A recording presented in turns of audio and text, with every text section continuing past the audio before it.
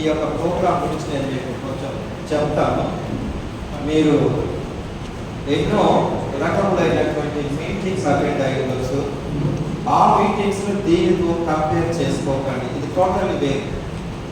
ఎందుకంటే చాలా వరకు ఉజ్జీవ కూటాలు, స్వస్థత కూడికలు, రివైవల్ మీటింగ్స్ అని చాలా వాటికి ఉన్నటువంటి అంటే మార్కెటింగ్ కానీ లేకపోతే బయట ప్రపంచంలో తెలిసినట్టుగా మేము చేయబోయేటటువంటి ఈ పరిచర్య అంతగా పేరు కలిగినటువంటిది కాదు. అదేంటిదంటే కౌన్సిలింగ్ మినిస్ట్రీ అని మీరు విన్నారో లేదో నాకు తెలీదు. అతి తక్కువ విలువ ఇవ్వబడినటువంటిది కౌన్సిలింగ్.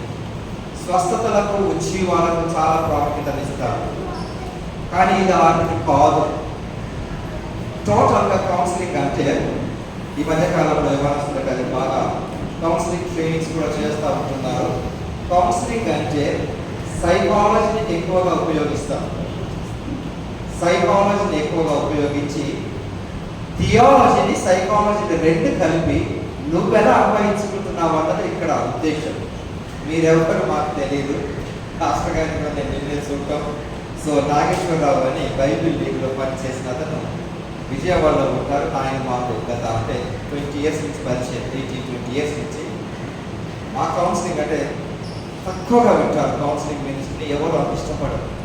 ఎందుకంటే సూటిగా ఉంటుంది. స్వస్థతలకు ఆశీర్వాదాలకు ఇచ్చిన ప్రాముఖ్యత కౌన్సిలింగ్కి ఇవ్వడం. It's okay. బట్ ఈరోజు మేమెవరమో తెలియకపోయినా నాగేశ్వరరావు గారు, వరప్రసాద్ గారు పాస్టర్ గారితో మాట్లాడారు, వరప్రసాద్ గారు నివాస్ గారి మాట్లాడారు.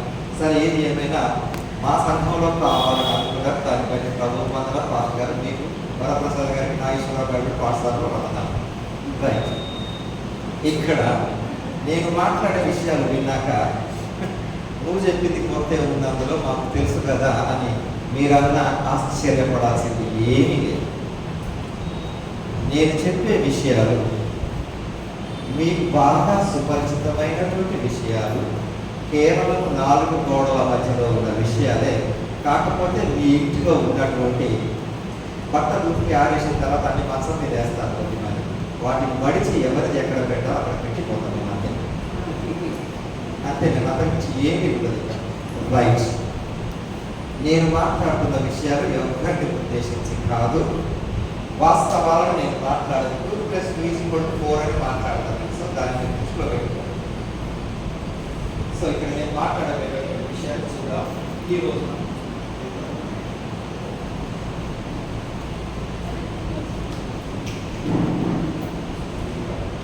సో నేను చెప్తున్నది మీకు ఏంటంటే నేను మాట్లాడే ప్రతి మాట కూడా నేను నా సతీమణి మాది సర్వనిధి అనే ఒక కౌన్సిలింగ్ మినిస్ట్రీ ఉంది. దాని గురించి నేను తర్వాత చెప్తాను. సో ఇక్కడ మీకు చెప్పబోయేటటువంటి విషయాలు మీరు గమనించండి. పెళ్ళైన వారు ఇక్కడ ఎంతమంది ఉన్నారండి? పెళ్ళైన వారు అనుమానం మీకు లేదు కదా? ఓకే. అందరిది తెలుగు భాష, కానీ తెలుగులో భావాలు తెలియదు చాలా మంది. పెళ్ళి వేరు, వివాహం వేరు. కంగారు అక్కర్లేదు. నేను ఛందస్సు వ్యాకరణం కూడా చెప్తాను. రైట్. అర్థమవుతుంది కదా? సో పెళ్ళి వేరు, వివాహం వేరు. కుటుంబానికి దేవుడు ఎంతో ప్రాముఖ్యతనిచ్చాడు. నోట్లో మీకు తెలిసినటువంటి అమ్మాయికి వచ్చేసి జ్ఞానం ప్రకారం బైబిల్ మీకు అనుభవం ఉంది లేదని కాదు. సంఘం ముందు స్టార్ట్ అయిందా, కుటుంబం ముందు స్టార్ట్ అయిందా? కుటుంబమే కదా. ఆలోచించండి. దేవుడు అసలు సృష్టిని ప్రారంభించిందే కుటుంబంతో. సంఘం ఆరంభం ఎంతకాలం అయింది? వచనం అంత్యం సంఘం కాదని మాట్లాడేది. అంచనా 8 సంవత్సరాలు, 2000, 3 సంవత్సరాలు, 2023 సంవత్సరాలు, 2020 సంవత్సరాలే కదా. సో నా ఇప్పుడు మీరు ఆలోచించవలసింది ఎంతసేపు దేని డెవలప్మెంట్ కొరకు మనం ప్రార్థన చేస్తూ ఉంటామండి? అబద్ధం అమ్మాయి చర్చి కొరకు ప్రార్థన చేస్తారు. అమ్మ మీకు చెప్పింది మీ ఆలోచనలో ఉండొచ్చు, కానీ ప్రయోగపూర్వకంగా దేని గురించి ప్రార్థన చేస్తారండి? సంఘము అభివృద్ధి, సంఘ గోడలు విశాల పరిషత్ ప్రయాగిలో పోయినాం మనం ఇక్కడ. అక్కడ పక్కన రోడ్డు ఏముంది మనకి. నేను చెప్తున్నప్పుడు ఆలోచించండి, చర్చ్ డెవలప్మెంట్ కొరకు ప్రయాసపడతా ఉన్నాము, నో డౌట్. అదే రకంగా చర్చ్ డెవలప్ కావాలి అంటే కుటుంబం డెవలప్ కాకుండా చర్చ్ డెవలప్ కాదు. నువ్వు ఎంత ప్రయత్నం చేసినా. సో ఇక్కడ మన కుటుంబ వ్యవస్థ ఎలా ఆరంభమైంది చూద్దాం. మార్క్స్ సువార్త 5:18 ఒకసారి చూడండి. మార్క్స్ సువార్త 5:18. ఆయన ధోని ఎక్కినప్పుడు రైట్ ఆయన యొద్ద తన్నుండనిమ్మని కానీ ఆయన సెలవీయక అక్కడ ఆయన ఇంటికి ప్రాముఖ్యత ఇచ్చినాడు. కాసేపు దాన్ని పక్కకు పెట్టాడు. ఓకే, మీరు మాట్లాడేది నాకు కొంచెం గట్టిగా మాట ఒక్క స్పీడ్ తగ్గిస్తే నాకు వినపడదు, పర్లేదు, నో ప్రాబ్లం. కాసేపు ఇప్పుడు మార్కు సువార్త 2వ అధ్యాయం చూడండి. మార్కు సువార్త 2వ అధ్యాయం మొదటి వచనం 2వ వచనం చూడండి. వచ్చెను ఆయన ఇంట ఉన్నాడని వచ్చినప్పుడు ఆగండి ఫ్రెండ్స్, గమనించండి. నేను ప్రాక్టికల్ గా మాట్లాడుతున్నాను, ఎవరిని ఉద్దేశించి మాట్లాడడం కాదు. ఓకే, యేసు ప్రభువు ఒకరింటికి వచ్చాడండి. బాగా ఆలోచించండి. ఏ ఊరది? క్విజ్ కార్యక్రమం కాదు, మనకు అర్థమవుతుంది. కపెర్నహూముకు వచ్చినాడు. కపెర్నహూముకు వచ్చినప్పుడు ఆయనను ఒకరింటికి పిలిచారు, అంతేనా? రైట్. మీరు ప్రాక్టికల్గా ఆలోచించండి. ఒక ఇంటికి ఒక అతిథిని పిలవాలి అంటే భర్త ఒక్కడే సాహసం చేసి పిలవగలడా? ఎవరు పర్మిషన్ తీసుకోవాలన్నా? పొరపాటున భార్య నడకుండా నేను తెచ్చినా నువ్వేం చేస్తావో చెయ్యి, ఆయనకు పంపించినా అంట. నేను విన్నారండి? అంటే ఇక్కడ ఇద్దరి ఐక్యత చూడండి. భర్త భార్యాభర్తలు కాదా, మనం చెప్తాను తర్వాత, తొందరపడకండి. భర్త అనుమతి లేకుండా భార్య ఏమి చేయదు, భార్య అనుమతి లేకుండా ఎంత ఐక్యత కలిగిన కుటుంబం చూడండి. నో, బైబిల్ నీకు ఎంత తెలుసు అన్నది ముఖ్యం కాదు. నేను కీర్తనలు కంటగా చెప్పగలను, నో యూస్. దానిని నేను అన్వయించుకోకుండా నేనెంత నేర్చుకున్నా వేస్ట్ చేయాలి. సండే స్కూల్లో పిల్లలకి మా వాడు ఫస్ట్ ప్రైజ్ వచ్చింది అంటే మెమరీ వాస్ ఎక్సలెంట్. కానీ ఆ వాక్యాన్ని నేను అన్వయించుకొని నా జీవితం మార్చుకోకుంటే వేస్ట్. ఇప్పుడు ఆ కుటుంబం ఎవరి కుటుంబం అయి ఉంటే బాగుంటుందో ఆలోచిద్దాం. అది కపెర్నహూములో ఒకరింటికి వచ్చినాడండి. వాళ్ళ పేర్లు అక్కడ ఏం చెప్పబడలేదండి, ఎందుకో కూడా రీజన్ ఉంది. ఆ కుటుంబం ఇప్పుడు ఎవరిదై ఉండాలన్నది మన కాన్సెప్ట్. ఎవరిది అమ్మ? దేవుడిది కాదు. అర్థం కాదు, చూడకండి అంత అమ్మాయికి లేదు కాదు. నేను సార్ అది కరెక్ట్ ఆన్సర్. ఎవరి కుటుంబం అమ్మ? ఎవరి కుటుంబం అయి ఉండాలా? Exactly, congratulations. నేను అప్పుడే దేవుడి కుటుంబం ఉంది. దేవుడి కుటుంబం కాదండి, నీ కుటుంబం కాదు. దేవుడు పరిచయం అయ్యాడని ఆలోచించండి. మళ్ళీ చదవండి బ్రదర్, ఎవరు చదివినారు? ఒక్కరే గట్టిగా చదవండి. రైట్. వచ్చినాడు, సెకండ్ టైం వచ్చినాడు యేసు ప్రభు. మరలా సెకండ్ టైం వచ్చినాడు. ఆయన రైట్.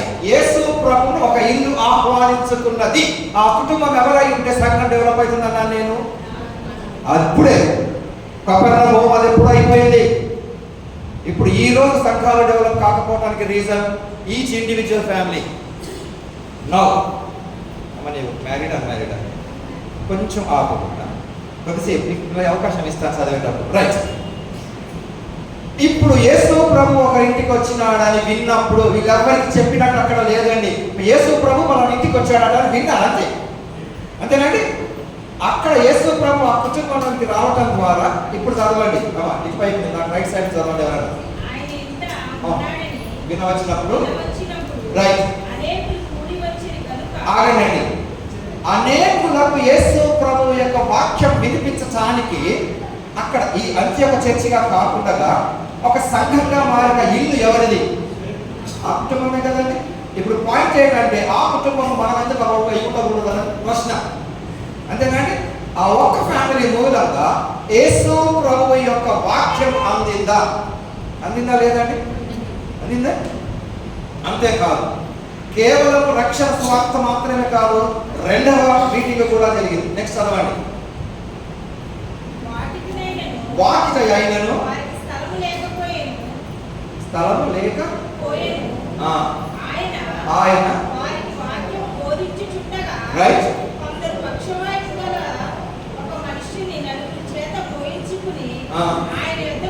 రైట్. ఇప్పుడు నెక్స్ట్, స్వస్థతకు కూడా ఆ ఇల్లు ఒక ప్లాట్ఫామ్ గా మారిందా లేదా?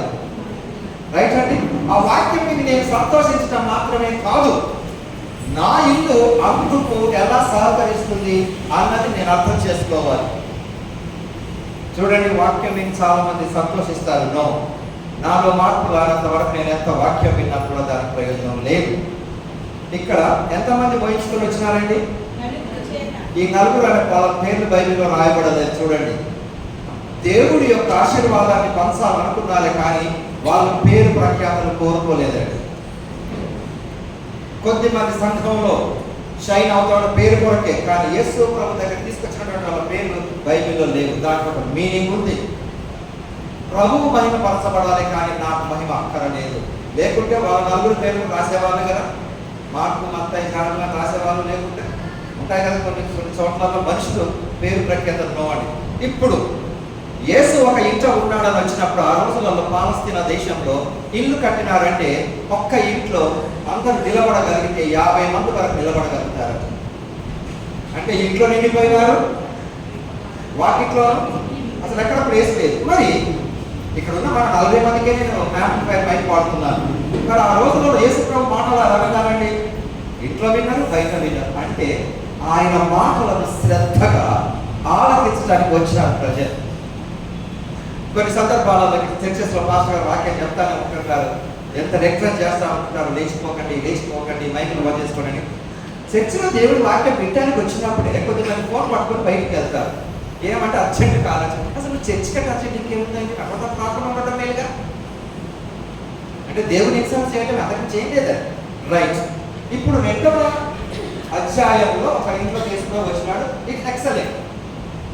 సేవ జరుగుతూ పోవాలి. జరుగుతూ పోతున్నాక ఏమైంది? ఇప్పుడు 4వ అధ్యాయం 1వ వచనం చూడండి. ఆయన సముద్ర తీరమున రైట్. ఒక్క నిమిషం అమ్మ. 2వ అధ్యాయంలో మీరేం చదివినారు? ఎంతమంది అన్నారు అక్కడ? 2వ అధ్యాయంలో 1వ వచనంలో ఎంతమంది ఉన్నారు? అనే. ఇప్పుడు సంఖ్య పెరిగిందా లేదా? ఏది ఎక్కువ? బహుజనులు ఎక్కువ. ఇప్పుడు ఇంటిలో 50 మంది అంచనా అన్నాను, అది చరిత్ర ప్రకారం రఫ్లీ కరెక్ట్ కాదు. అనేకులను విడిచిపెట్టి బహుజనుల దగ్గరికి వచ్చినాడు. సముద్ర తీరంలో ఎంతమంది ఉండొచ్చు అంచనా? రఫ్లీ 30-40 బహుజనులు అంటే ఎక్కువ మంది, వేలలో ఉండొచ్చు. ఎప్పుడైతే మీరు ఆలోచించారా? ఆ రోజుల్లో పిఏ సిస్టమ్ లేదు, మరి దాని యేసు ప్రభు ఎలా మాట్లాడాడు అంతమందికి అంటే సిట్టింగ్ అరేంజ్మెంట్ అలా ఉండేది. గాలి ఇటువైపు నుంచి వీస్తుంటే యేసు ప్రభు ఇటువైపు ఉంటాడు.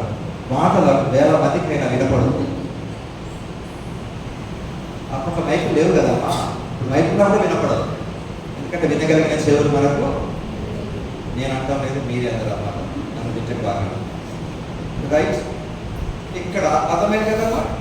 యేసు ప్రభు పరిచర్య పెరుగుతూ ఆయన కుటుంబానికి ఇచ్చిన ప్రాముఖ్యత నేను మాట్లాడుతున్నప్పుడు ఒక్క విషయం, ఇతరులు మారాలి అని ఎంతమంది అయితే అనుకుంటారో వాళ్ళకి ఒక చిన్న రిక్వెస్ట్. నేను అనుకుంటుండొచ్చు, నా భార్య మారితే బాగుండు, మా అత్తమ్మ మారితే బాగుండు, మా అమ్మ మధ్య మారితే బాగుండు అని. ఫస్ట్ నేను మారకుండా ఎంతమంది మారినా నో యూస్. ఆ మార్పు నా నుంచి రావాలి. కానీ చాలా మంది ఎక్కడ బాధపడిపోతా అనుకుంటారండి? ఉపవాసం గుడికలను కూడా ఎవరు మార్పు కొరకు ప్రార్థన చేస్తుంటారు? అమ్మ ఆ ఇతరులు కూడా బాగా తెలుసుకునే ఉంటారు. రోజుకు ఒకసారి ఆ ప్రశ్న వాళ్ళని పీడిస్తూ ఉంటుంది. రైట్. నా ఇక్కడ 4వ అధ్యాయం 35వ వచనం చూడండి. అధ్యాయం 35వ వచనం. 4:35 చదవండి ఎవరైనా. ఆ దినమే ఓకే ఆయన గమనించండి, ఇంటిలో 50 మంది ఉన్నారన్నాము. తర్వాత 4వ అధ్యాయం 1వ వచనంలో 100కి వచ్చినాము. ఇప్పుడు 100 మందితో మాట్లాడము, శిష్యులతో ఒక మాట అంటాడు, అద్దరికి పోవుదాము అన్నప్పుడు అవతలి వైపు 1000 మంది కంటే ఎక్కువ ఉండాలా, లాజికల్ థింకింగ్ తక్కువ ఉండాలా? ఎక్కువ ఉండాలి కదా, కరెక్టే కదా, రైట్. 50 మందిని విడిచిపెట్టి 1000 మంది అక్కడికి వచ్చినాడండి. 1000 మంది నుంచి అంటే ఏకమనం పోవాలా అన్నాడు. అంటే అక్కడ ఏంటి, 1000 మంది కంటే ఎక్కువ ఉండాలి. ఇప్పుడు ఓకే, కేర్ఫుల్గా బైబిల్ చూడండి, చదవండి. 5వ అధ్యాయం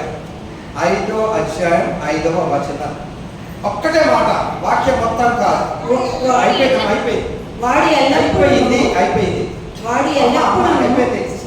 అయిపోయింది ఒకటి పదకొండాన్ని ఎంతమంది కొరకు వెళ్ళాడు? ఒక్కడి కొరకు. నా తొందరపడి సమాధానం ఇవ్వకండి. అయ్యా రండి, మీకు బాల్కనీలో సీట్ ఉంది, రండి, ముందుకు రండి అమ్మా. అమ్మ మీరు రండి. మాస్టర్ గారు ఇంకేమన్నా చల్పాల్సింది పంపండి, వాళ్ళకు ఒక సేపు దిగుతుంది. రైట్, గమనించండి. అగైన్ ఒక థియోలాజియన్గా, బైబిల్ టీచర్గా, కౌన్సిలర్గా నేను చెప్పే పదాన్ని అర్థం చేసుకోండి. ఎంతమంది అమ్మా? ఇప్పుడు మీ సమాధానం దయచేసి తప్పు ఇవ్వబాకండి. ఆ ఒక్కడు ఎవరు అని నేను అడిగితే ఆగండి, ఇవ్వకండి. దయ్యముల చేత పట్టి పీడింపబడిన వాడు అని నువ్వు అంటే అది రాంగ్ ఆన్సర్. ఆ ఒక్కడు ఎవరండి అంటే అది రైట్ ఆన్సర్. ఎంతమంది కొరకు ఇంతమందిని విడిచి యేసుప్రభు అందరికి వెళ్ళాడు? రైట్ అమ్మా? సిస్టర్ తప్పు లేకుండా ఇప్పుడు చదవండి, మైక్ పట్టుకొని చదవండి, లేదా పాపను చదువు. రైట్ రైట్, సమాధులలోను. ఆగండి, ఎక్కడ ఉన్నాడు? సమాధులు అంటే మనుషులు ఉన్నారు కానీ జీవం లేదు. ఆ ప్రాబ్లం ఇప్పటికీ మన ఫ్యామిలీస్ లో ఉంది. ఎవరినైనా అడిగినప్పుడు బ్రదర్ మీరు ఎంతమంది అన్నప్పుడు 1000 వాట్స్ బల్బు లాగా వెళ్ళిపోతుంది ఒక, ఓ బ్రదర్ మాది ఏ ఫ్యామిలీ అండి? పెద్ద ఫ్యామిలీ. ఎంతమంది మా ఇంట్లో? 5 అన్నదమ్ములు, 4 అక్క చెల్లెలు. ఆ వ్యక్తిని మళ్ళీ అడగండి, నీ చిన్న తమ్ముడితో లాస్ట్ టైం ఎప్పుడు నువ్వు మాట్లాడుకున్నదని. ఏమంటాడు ఈయన? నాకు మాటలు లేవు, ప్రాపర్టీస్ దగ్గర గొడవలు అయినాయి. వాళ్ళ సంఘానికి వస్తాడు, ప్రార్థన చేస్తాడు.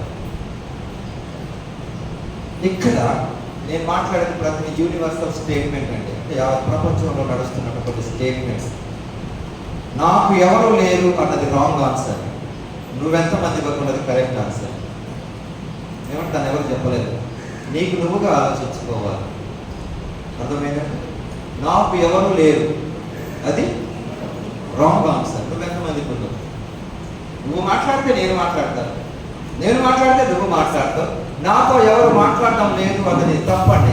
నువ్వు మాట్లాడి చూడు, అవతల వ్యక్తి మాట్లాడకపోతే అతని ప్రాబ్లం అది, అంతేగాని నువ్వు మాట్లాడిన నీ మనసులో ఏం లేదు కదా. చూద్దాం అది కూడా. రైట్ అమ్మ, కేర్ఫుల్లీ, తప్పు లేకుండా నువ్వే చదువుతున్నావు అమ్మా. అది కాదు, నీ ప్రాక్టికల్ లైఫ్లో ఏం చేస్తున్నావు? బీటెక్ ఏ గ్రూపు? ఇంగ్లీష్ మీడియమా తెలుగు మీడియం? కొంచెం తెలుగు కష్టం అయినా ఒప్పుకోక తప్పదు. నువ్వు తప్పు చదవకూడదు. నువ్వు తప్పు చదివితే కరెక్ట్ చేస్తా, మళ్ళీ ఎవరైనా పెట్టించి టోల్ గేట్ దగ్గర నన్ను ఏర్పాటు చేయాలి. సమాధులలోను కేకలు వేయచ్చు, తను తాను ప్రమాదం చేసుకుంటున్నాడు. ఎవరి ప్రయాణమే లేదు. Right, next.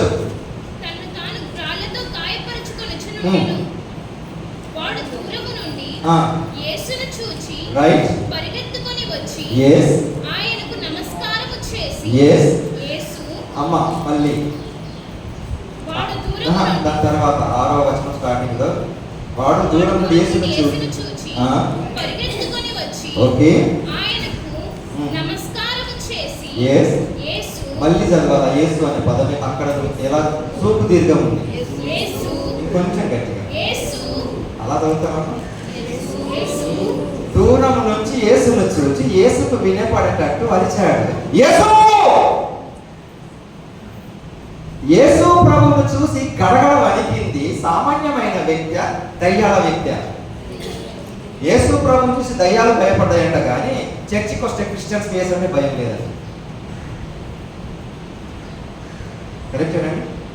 కొంచెం ఒప్పుకోవడం కష్టమే కదా, కొంచెం కారం ఎక్కువైంది కదా.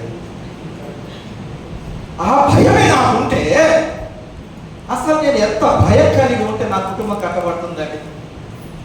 ఓకేనా? ఏమన్నాడమ్మా? యేసు సర్వోన్నతమైన దేవుని కుమారుడా నాతో. చూడండి, దయ్యాలు యేసు ప్రభువును గుర్తుపట్టినాయి, కానీ యేసు ప్రభువు తెలుసు అన్న వ్యక్తులకు ఆయన అంటే భయం లేదండి. ఇప్పటి వరకు నో ప్రాబ్లం, మీరు కరెక్ట్గా చేశారు. నెక్స్ట్, ఇప్పుడు ఇతను మార్క్స్ సువార్త 5వ అధ్యాయం చదివి. నెక్స్ట్ ఇతనికి అమ్మా ఇలా వచ్చేసి కమి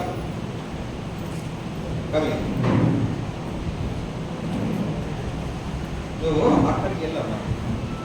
నా సైడ్ వ్యూలో ఈ గ్రూప్ కనపడాలని నేను ముఖ్యంగా మీ గ్రూప్ చూసుకోవాలి కదా.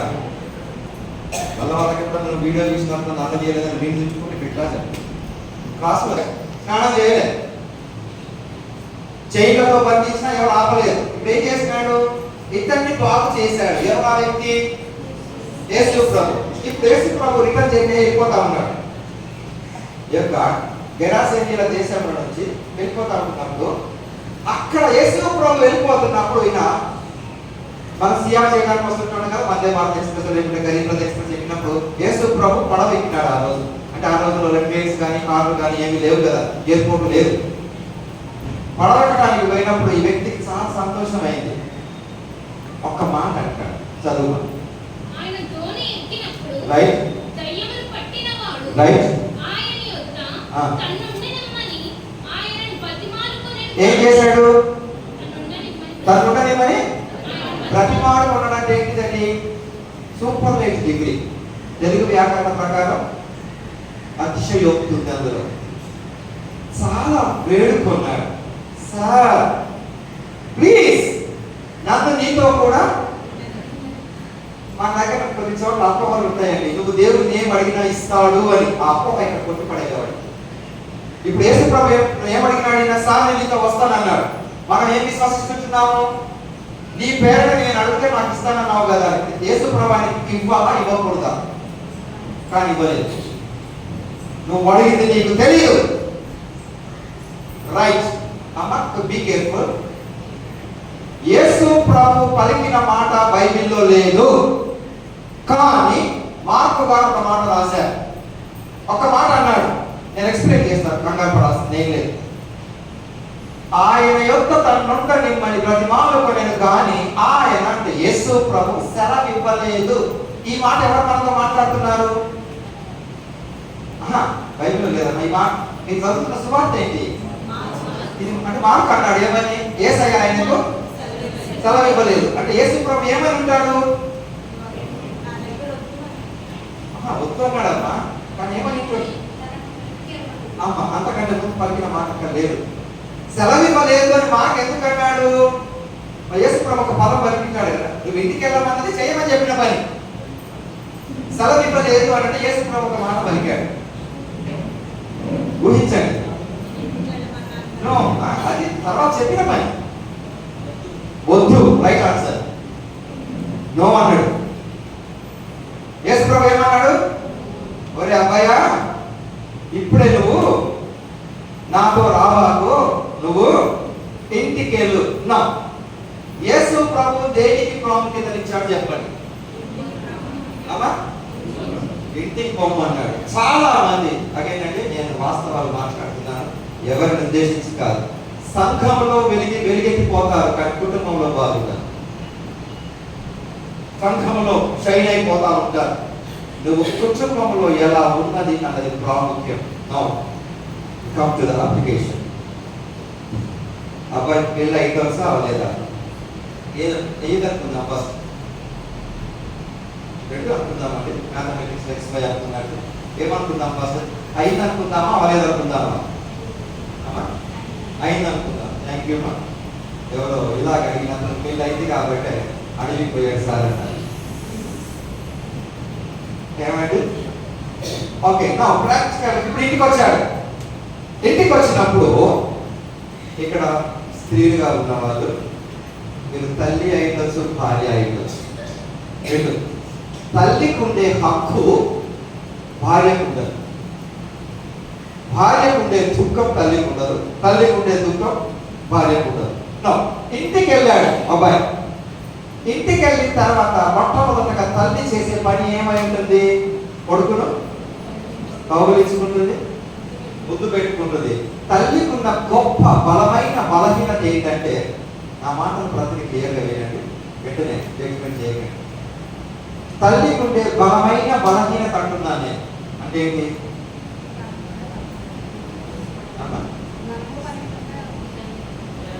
బలమైన బలహీనత అంటే స్ట్రాంగ్ వీక్నెస్. మీకు తల్లులకు చాలా బలహీనతలు ఉంటాయి. కొడుకు కనపడ్డప్పుడు కొడుకును పట్టుకుంటుంది, ముద్దు పెట్టుకుంటుంది. ఫస్ట్ అడిగే ప్రశ్న, ఏదో ఇలా చిక్కిపోయామంటారు. ఎంత తిన్నా కొడుకు కొత్త బయటకు వచ్చిన తినలేదా బిడ్డ అని అడుగుతాడు. పక్కకు భార్య అనుకుంటుంది, తిన్నప్పుడు 57 కిలోల భర్తలు ఇచ్చినావు, ఇప్పుడు 82 కిలోలు ఆయన తల్లి గంట కనపడుతుంది కదా. ఇది ప్రేమ మంచిదేనమ్మా, మరి అంతగానం పనికిరాదు. ఇక్కడ భార్య అనుకుంటుంది. ఇప్పుడు తల్లి కొడుకునికి ఏం అడిగి ఉండొచ్చు? మీ ఆన్సర్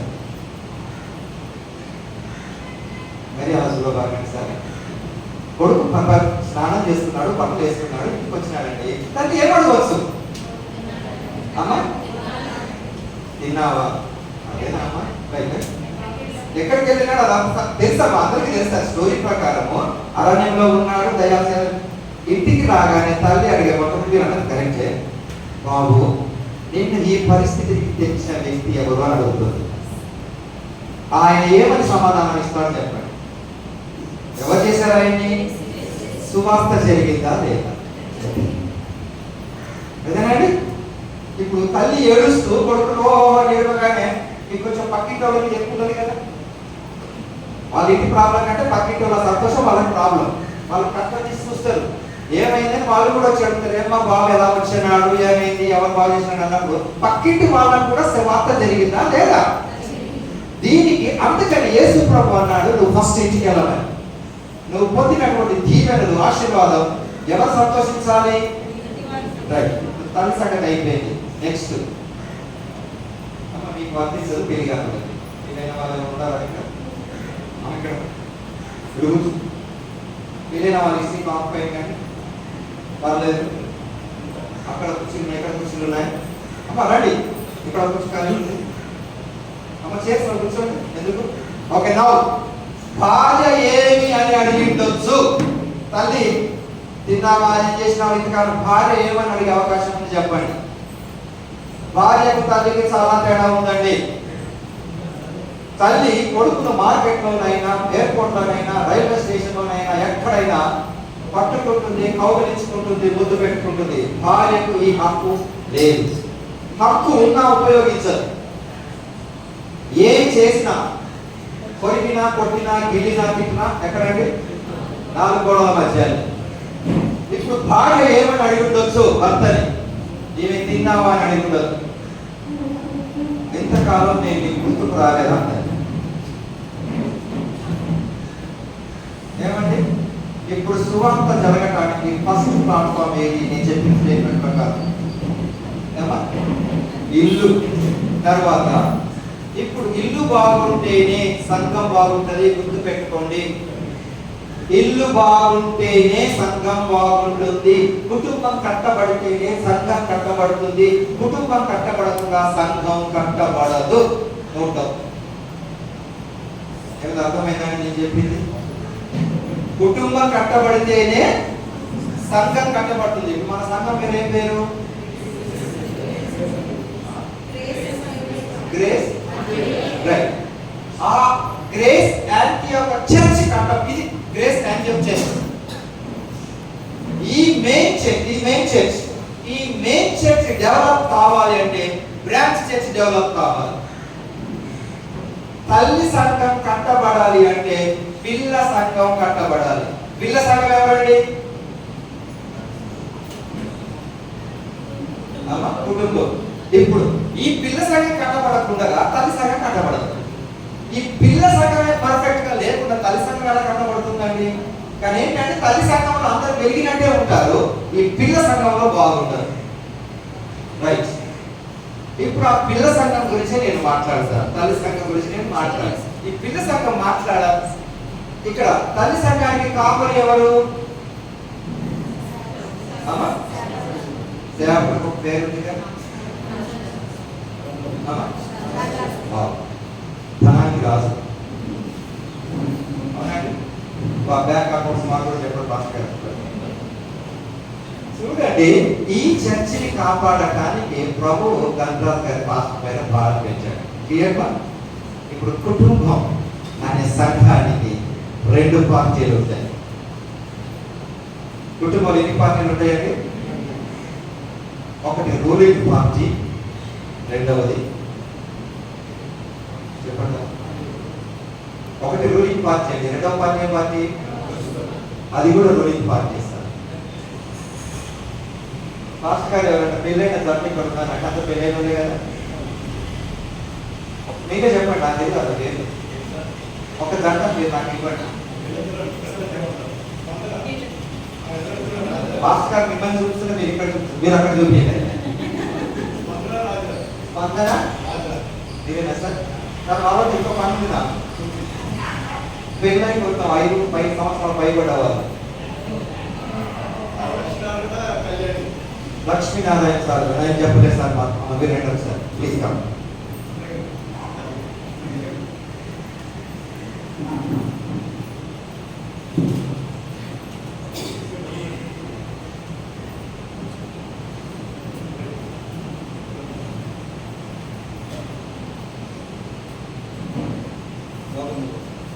వీడియో తీసుకోవడం వెనక్కి వచ్చేసి మీరు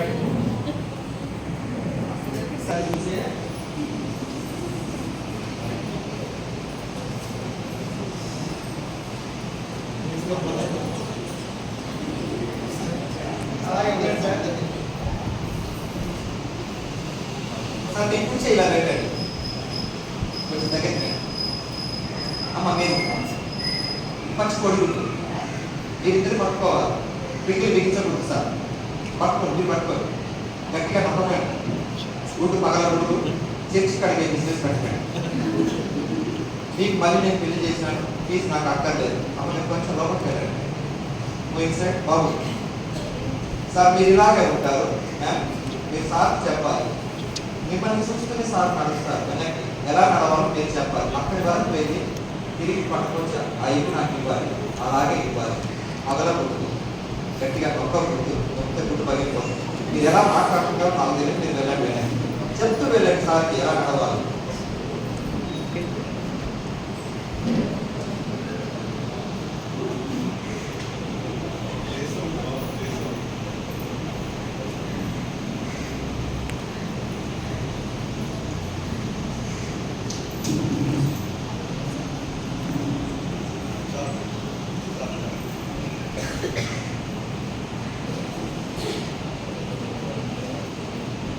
అక్కడ ఆగండి సార్. అమ్మ మీరు ఇప్పుడు వెనక్కి నడవాలి, సార్ మీకు చెప్తారు.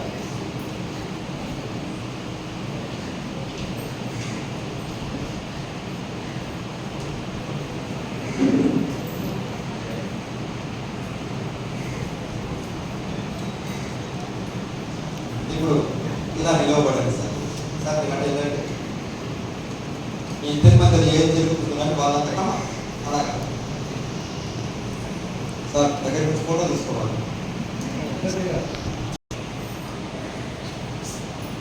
కానీ ఇంటిలో ఒక్కొక్కసారి ఏమన్నా తేడా వస్తే ఏమంటారండి?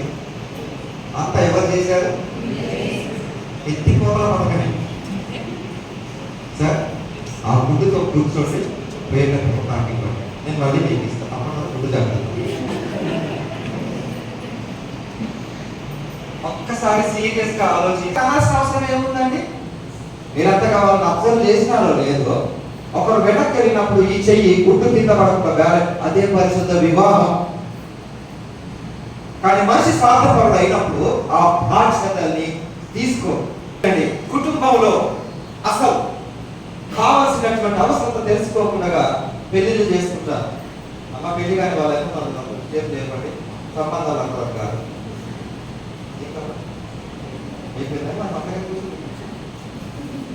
దయచేసి మీరు చేతులు దింపండి. పెళ్లి కాని వాళ్ళకి సూచన, నాకు చాలా మంది ప్రార్థన చేస్తాం, ప్రేమ ఉంటాయంటే నాకు సూటబుల్ చెప్పమ్మా అమ్మా నలుగురు, నాకు సూటబుల్ పర్సన్ దయచేయి ప్రభువా. అది రాంగ్ ప్రేయర్, తప్పుడు ప్రార్థన. అలా చేయకూడదు. నేనెక్కడ సూట్ అవుతానో అక్కడికి పంపు దేవా, దేవుడు ప్రకటిస్తాడు. కానీ అలా చేయలే. పెళ్లి కాని వాళ్ళకి చిన్న సూచన. సరే ఎందుకంటే నేను మళ్ళీ చెప్తాను, కానీ సందర్భం వచ్చింది కాబట్టి చెప్తున్నాను. వీళ్ళు ఎవరిని అడుగుతారంటే ఫ్రెండ్స్ని అడుగుతారు.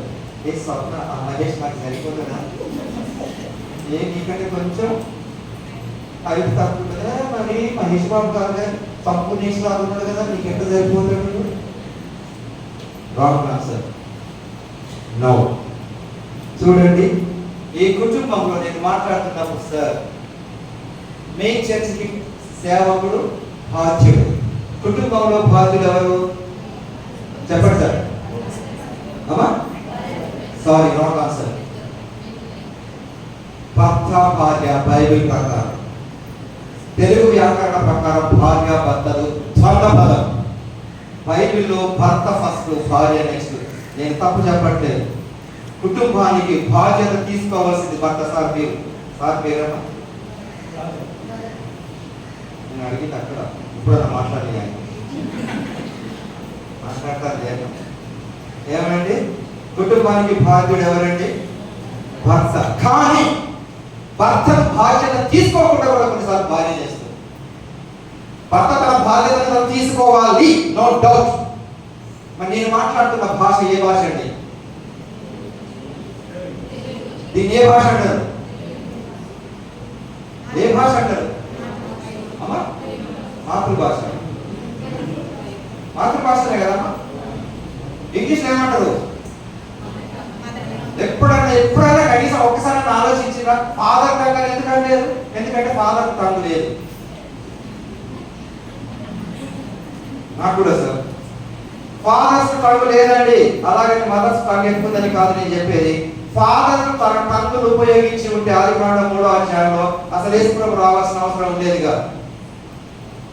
మానసికంగా పురుషుడు వేరు, స్త్రీ వేరు. ఎక్స్ప్లెయిన్ చేస్తాను. కుటుంబం కట్టబడకపోవడానికి మనుషుల స్వార్థం. 2వ తిమోతి 3వ అధ్యాయం 1వ వచనం చూడండి. అమ్మ మీరు ఆపండి, అన్మ్యారీడ్ ఆపండి, మ్యారీడ్ చదవండి. 2వ తిమోతి 3వ అధ్యాయం 1వ వచనం. అంత్యదినములలో ఓకే ఓకే చదువుతున్నారు, చదవండి. అంత్యదినములలో అపాయకరమైన కాలములు వచ్చుచున్ననని తెలుసుకొనుము. ఎలాగనగా మనుషులు స్వార్థపరులు. అయిపోయింది అక్కడ. కొన్ని సంవత్సరాల క్రితమే పౌలు గారు ఎవరైనటువంటి తిమోతికి రాశాడు. నో, ఈ రోజు నాతో మాట్లాడుతున్నాడు. అది ఎప్పుడో రాసినారు కదండి, తిమోతి కదండి. నేను అనుకుంటే పప్పులో కాలేసినట్లే నీతో నాతో మాట్లాడుతున్నాడు. మనుషులు స్వార్థప్రియులు అంటే పక్క వాళ్ళ గురించి నాతో పలికిన వాక్యం నాతో మాట్లాడుతుంది. నాలో స్వార్థం ఉండకూడదు. నాలో స్వార్థం ఉంటే కుటుంబం కట్టబడదు. No doubt. స్వార్థం ఉన్నదా లేదా అని చిట్కా చెప్తున్నాను. ఒకరింటికి సేవకుడు ఎవరు వెళ్ళినారు. ఇంటి గోడల్ని చూసి ఆ పోయిన సేవకుడు పాస్టర్ ఎవరో అలాంటి వ్యక్తి ఆ ఇల్లాలతోటో లేకుంటే ఆ భర్తతోటో మాట్లాడుతూ, సార్ నేను ఎవరినో ఒకరి గురించి చెప్పాలి కాబట్టి మాట్లాడుతున్నానండి. భార్యతో మాట్లాడచ్చు, భర్తతో మాట్లాడచ్చు, ఎవరితోటైనా మాట్లాడచ్చు. భార్యతో మాట్లాడుతూ అమ్మ చక్కటి కలర్ సెలెక్ట్ చేసినారు గోడలకి అన్నాడు అనుకోండి. భర్తతో భార్యతో మాట్లాడుతున్నప్పుడు భర్త మౌనంగా ఉండొచ్చా? ఉండొచ్చు, కానీ ఉండరు కొద్ది మంది. బయటకు వచ్చి ఏమంటారు? సార్ కలర్ సెలెక్ట్ చేసింది స్వార్థం బయటకు వచ్చిందా లేదా? చిన్న చిన్న విషయాలలోనే ఆ స్వార్థం బయటకు వస్తుందండి. ఎవరింటికో లంచ్కి వెళ్ళినా సామాన్యంగా భార్య వంట చేస్తుంది, అఫ్కోర్స్ అన్ని ఇళ్లలో కాదు. భర్త వంట చేసినా కూడా భార్యనే వడ్డిస్తుంది, ఎందుకంటే మరి ప్రజలకు చూపించుకోవాలి కదండి. అయితే భోజనం చేస్తూ చేస్తూ అమ్మ మటన్ చక్కగా వండినారని భార్య అన్నప్పుడు భర్త ఏమంటాడు, మటన్ తెచ్చింది, మరి మటన్ పోసిన ఆయన ఏమన్నా, ఆ గొర్రెల కాపరి ఏమన్నా, ఇచ్చిన దేవుడు ఏమన్నా. ఈ రోజు కుటుంబంలో కంటపడకుండా ఉండటానికి బలమైన రీజన్ స్వార్థం. అదే మరి ఇందాక చెప్పింది, నాకు సూటబుల్ భర్తను సూటబుల్ భార్యను కాదు, నేను ఎక్కడ సూట్ అవుతాను అక్కడికి పంపడం అడగటం. ఓకే, ఈ సంఘం కట్టబడాలని ఫ్యామిలీస్ అనే రెస్పాన్సిబిలిటీస్ అని ఫాస్ట్ గా ఎన్ని కుటుంబాలు ఉంటాయంటే అంచనా రఫ్లీ మా చర్చిలో 100 ఫ్యామిలీస్. ఈ ఫ్యామిలీలు పర్ఫెక్ట్ గా ఉంటే అసలు సేవకుడి బాధ్యత జస్ట్ మీకు వాక్యం చెప్పి విడిచిపెట్టాలి. అసలు సంఘానికి ఎందుకు వస్తున్నారంటే ప్రాబ్లం తీర్చుకోవడానికే వస్తున్నారు, ఆశీర్వదింపబడడానికి వస్తున్నారు. కానీ నేను ఎట్లా మార్పు చెందాలన్న విషయాన్ని గ్రహించాలి, అది మెయిన్ ప్రాబ్లం. తర్వాత ఈ కుటుంబంలో ఉండేటటువంటి కొన్ని ప్రాబ్లమ్స్ నేను చూస్తాను. మీ ఇక్కడ ఉన్న వ్యక్తులు ఎవరైనా మాకు పిల్ల ఇంతకాలం అయింది అసలు మాకు ఏ ప్రాబ్లం లేదు అని మీరు కనుక అన్నది పచ్చి అబద్ధం.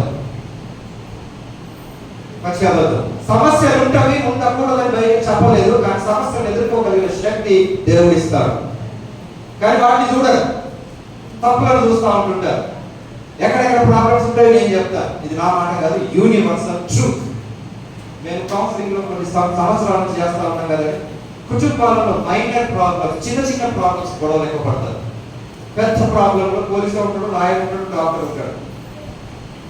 మైనర్ ప్రాబ్లం, ఆ ప్రాబ్లమ్స్ ఎవరి మూలంగా వచ్చినాయి అనేది కాదు, నేను ఎలా ఎదుర్కోవాలని ట్రై చేయాలి. వాట్ ఆర్ ద ప్రాబ్లమ్స్ అని చూద్దాం.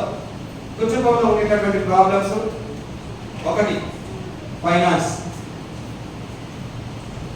సైన్స్ ప్రకారం మన గుండె ఎలా కొట్టుకుంటున్నాడు, లవ్ లవ్.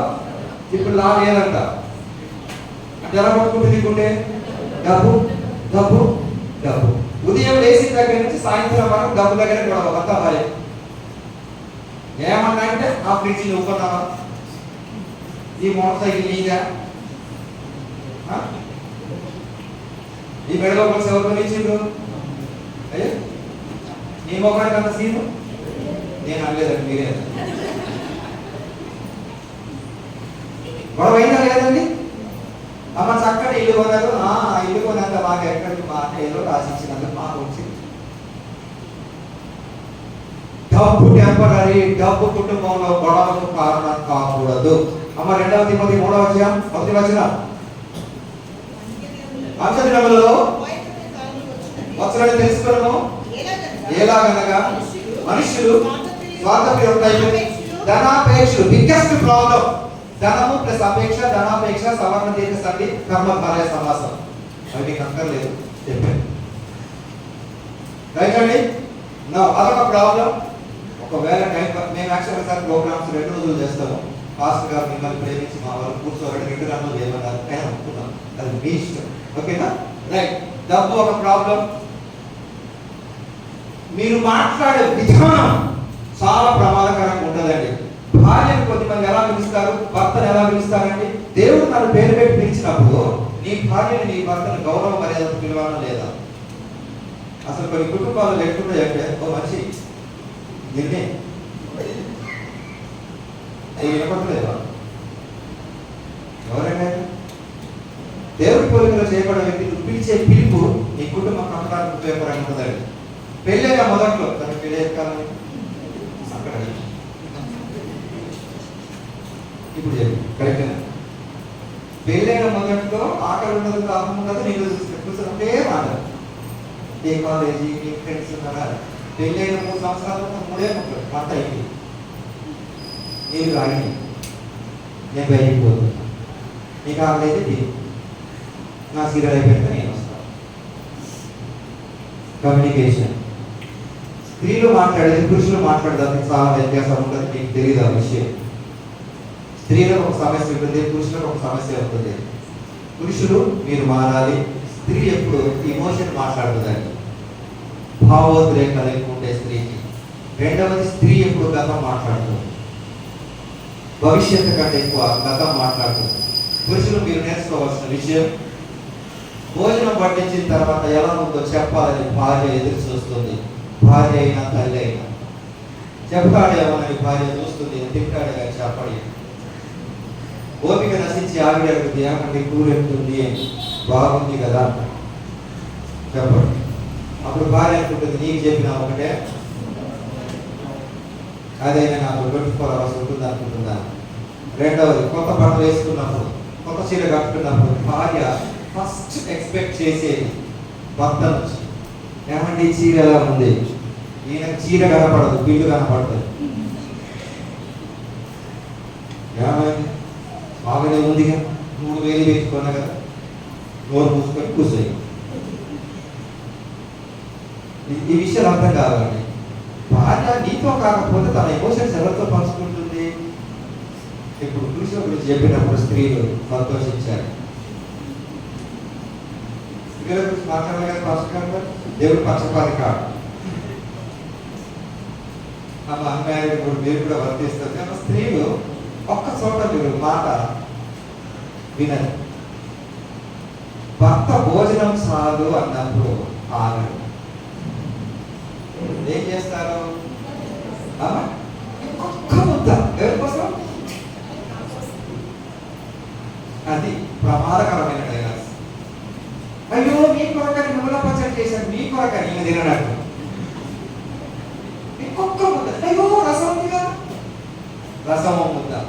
మళ్ళీ పెళ్ళైన తర్వాత సార్ నడుపుసారి చేస్తామా మీరు చెప్పదు కాబట్టి సార్ మీకు 34వ సంవత్సరం వెడ్డింగ్ యానివర్సరీలో మీ నడుము 34 ఉంటావా? 34 ఉండాలంటే ఆయన కాదు చేసేయాల్సిన పని. స్పందన నీ దగ్గర ఉందా? భర్త కనుక భోజనం చాలు అంటే భార్య ఆపాలి, కానీ ఆపదు, చెడగొడుతుంది. మళ్ళీ 6 నెలల తర్వాత ఏమన్నది, మీరు అప్పట్లాగా లేరండి, మారిపోయిందండి అంటది. మారింది ఆయన గారు, మార్చింది నువ్వు. ఏమండి? కమ్యూనికేషన్ రైట్, ప్రాబ్లమ్స్, ప్రార్థన లేకపోవడం, హెల్త్ ఇష్యూస్, పిల్లల ప్రాబ్లం, డిఫరెంట్ పర్సనాలిటీస్ అంటే వ్యక్తిత్వాలు వేరు వేరు. ఇంట్రోవర్ట్స్ ఎక్స్ట్రోవర్ట్స్ అంటారు, అది మీకు అక్కర్లేదు. ఇది ఇప్పుడు తర్వాత నేను ఇందాక మీకు చెప్పినట్లు పెళ్లి వేరు, వివాహం వేరు. కన్ఫ్యూజన్ అక్కర్లేదు, కంగారు అక్కర్లేదు. మీ పెళ్లి రోజు ఎవరికైనా గుర్తుందా అండి? పెళ్లి రోజు అంటున్నాను సార్, మీరు ఏప్రిల్, ఇది మేనే కదా, జస్ట్ 1 month అయిందా? Okay, April 11. ఇంకెవరికి సార్ మీరు గుర్తు చేయాలి? మీరు చేయబెట్టకపోయినా సార్ చెప్తారే, ఇదే బాగా అలవాటు. కొన్ని సందర్భం పక్కన కూర్చోబెడితే మీరు నాకు లోపలికి చదువుకి కాదు సార్. June 9th ఇయర్ అండి. అంటే మీరు దొరికి ఆనందంలో డేట్ మర్చిపోయారు. June 9th, May 9th ఇదేసాం ఈ నెల. సంవత్సరం ఎప్పుడు? 2006. అమ్మాయికి ఎవరికైనా గుర్తుందా సార్? సార్ గారు గుర్తుందా? Labours day. అదే మే 1st లేబర్స్ డే కదండి. అయిపోయింది లేబర్స్ డే. రైట్ రైట్, పర్లేదు సార్. ఒక జంటలు ఎవరు అన్నారట, నీ పెళ్లి చేసిన పాస్టర్ గారు సరిపోయారా అని. ఆయన అన్నారట, ఈమె నా కంట కట్టిన పాపం. రైట్ అండి.